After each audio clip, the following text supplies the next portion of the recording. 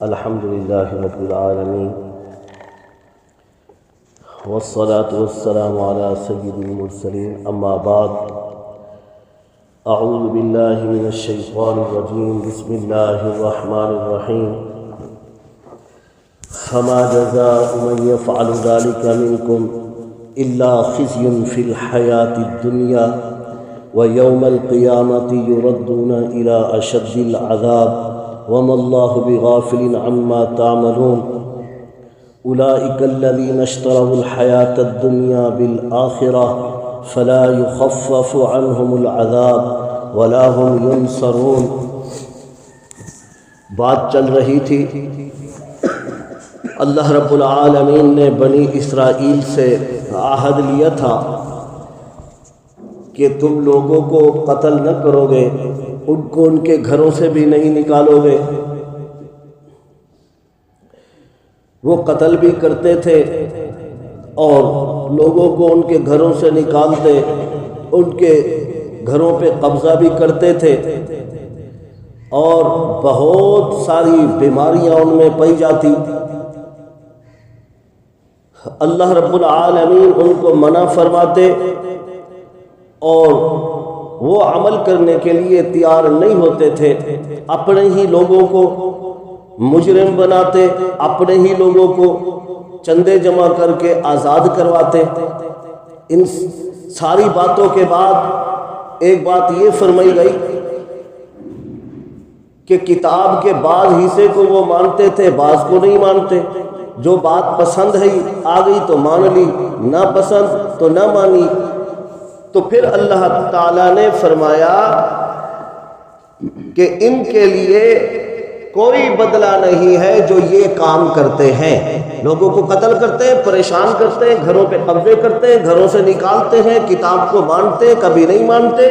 فما جزاء من يفعل ذلك منكم، ان کے لیے کوئی بدلہ نہیں ہے جو یہ غلط کام کر رہے ہیں۔ ہاں ایک بدلہ ہے ان کے لیے، الا خزی، وہ رسوائی ہے، وہ ذلت، تباہی اور بربادی ہے، فی الحیات الدنیا، دنیاوی زندگی میں بھی آخرت میں بھی یہ رسوا بھی ہوں گے، تباہ بھی ہوں گے، برباد بھی ہوں گے۔ وجہ کیا ہے؟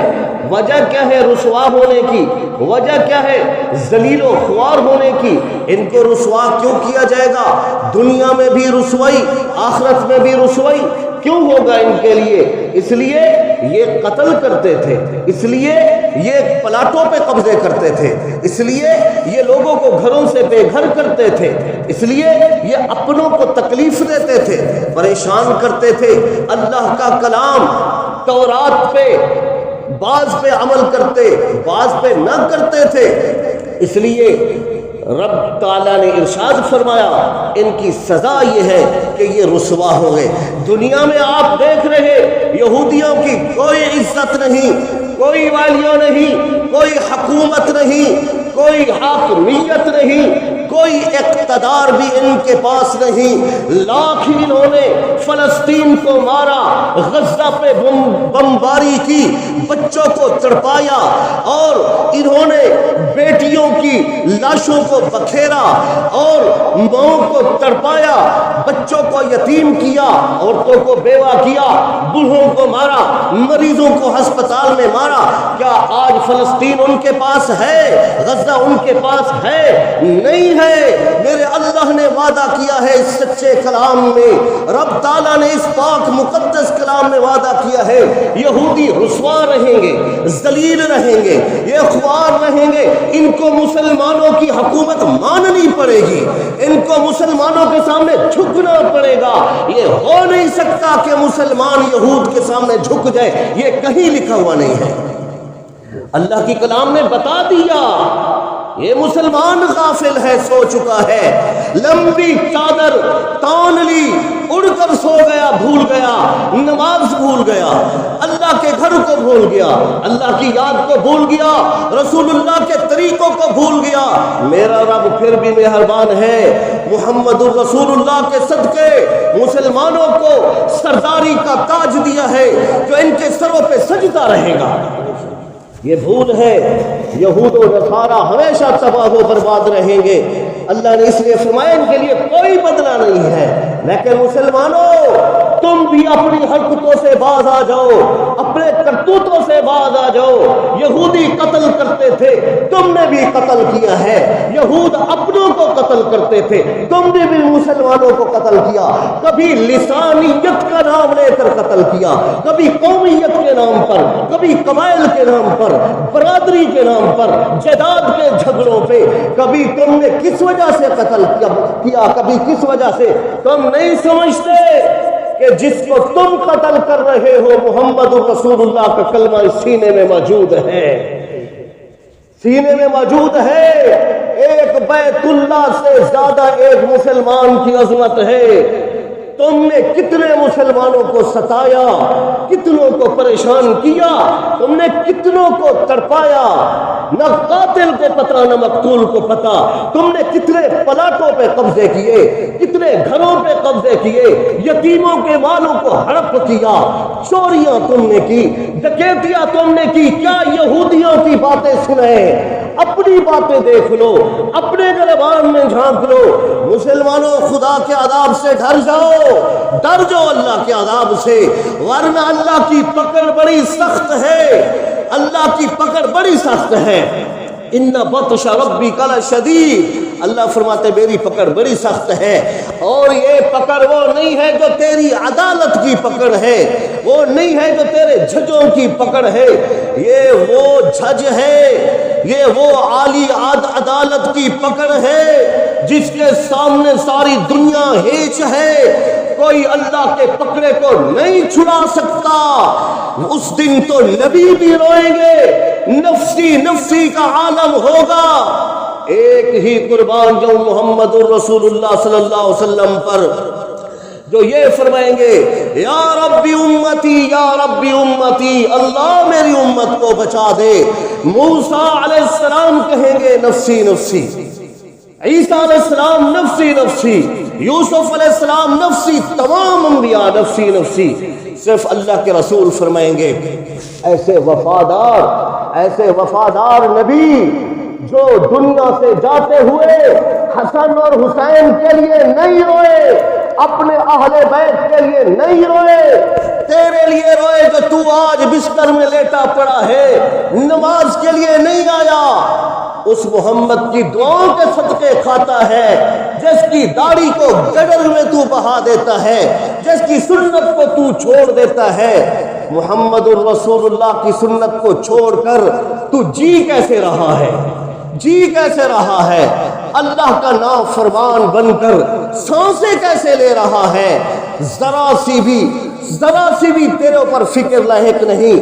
بہرحال اللہ فرماتے ہیں یہودیوں کے کرتوتوں کی وجہ سے ان کو عذاب بھی دیا جائے گا, ان کے لیے رسوائی بھی ہوگی.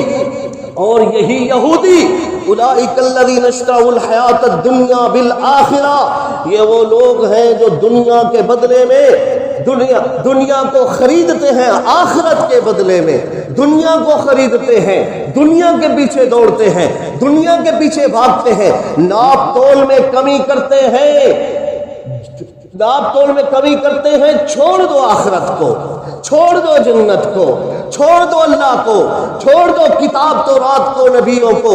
کوئی لینا دینا نہیں کرتے تھے. نہیں, دنیا چاہیے, حلال ہے یا حرام ہے, دنیا چاہیے. یہی وہ لوگ ہیں جو ترجیح دیتے ہیں آخرت کی زندگی پر دنیا کی زندگی کو.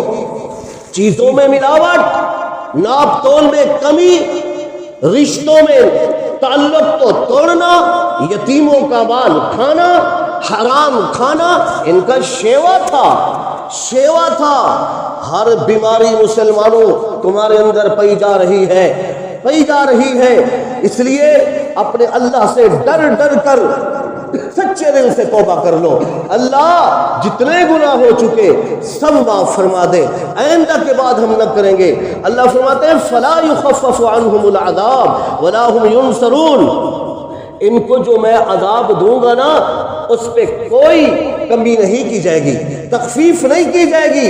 جہنم کے طبقات ہوں گے، سب سے اونچے طبقے میں، سب سے پہلے طبقے میں سب سے ہلکا عذاب ہوگا، اور اس عذاب کے لیے مسلمانوں تیار رہو۔ علماء کرام نے فرمایا اس جہنم کے اوپر والے طبقے میں اللہ کا عذاب ہوگا اور آگ ہوگی، آگ بھی دنیا کی آگ سے 69 گنا زیادہ ہوگی، 69 گنا 69 حصے زیادہ ہوگی، اور وہ جلائے گی۔ اللہ کے تھوڑے عذاب سے بھی اللہ ہماری حفاظت فرمائے۔ کون ہے دنیا کے کانٹے کو برداشت کرنے والا؟ تیرے سر میں درد ہو تو تڑپتا ہے، تجھے بخار ہو تو تڑپتا ہے، کانٹا چوبے تڑپتا ہے۔ 69 گنا زیادہ سخت آگ ہوگی اس دن، کم نہیں کیا جائے گا۔ کلمہ پڑھنے والے گناہگار مسلمان اس اوپر والے طبقے میں ہوں گے، نیچے نصارا، اس سے نیچے یہودی، اس سے نیچے منافق۔ ان المنافقین فی الدرک الاسفل من النار، سب سے نیچے والے طبقے میں منافق ہوگا۔ اللہ فرماتے ہیں جب عذاب ملے گا، یہاں تجھے تکلیف ہو ڈاکٹر کے پاس جاتا ہے، تکلیف ہو مولوی صاحب سے دم کراتا ہے، تکلیف ہو تو سر دبواتا ہے، دعائیں کرواتا ہے، علاج کرواتا ہے، تو پکڑا گیا گرفتار ہوا، تیری سفارش ہوئی، تو نے پیسہ لگا دیا، جائیداد لٹا کر تو رہا ہوا، وہاں جائیداد کام نہیں آئے گی، مولوی کا دم کام نہیں آئے گا، پیسہ کام نہیں آئے گا، ڈاکٹر کی دوائی نہیں چلے گی، وَلَا هُمْ يُنصَرُونَ، رب نے تجھے پکڑا ہے، تیری مدد کرنے والا بھی کوئی نہیں آئے گا۔ اگر تو چاہتا ہے اس عذاب سے بچ جاؤں، اللہ کے گھر کو آباد کر لے، مسجد میں 5 وقت کی نماز پڑھ لو، پردہ سیکھ لو، عورتیں بھی پردہ سیکھ لے، مسلمان بچیاں پردہ سیکھے، مائیں پردہ سیکھے، مرد پردہ سیکھے، نماز سیکھو، دین سیکھو، رسول اللہ صلی اللہ علیہ وسلم کی تعلیمات کو سیکھ لو، اسی میں کامیابی ہے، اسی میں اللہ کی رضا ہے۔ اللہ مجھ سے اور آپ سے، ہم سب سے راضی ہو جائے۔ اللہ مجھے اور آپ کو، ہم سب کو عمل کرنے کی توفیق عطا فرمائے۔ وما علینا الا البلاغ۔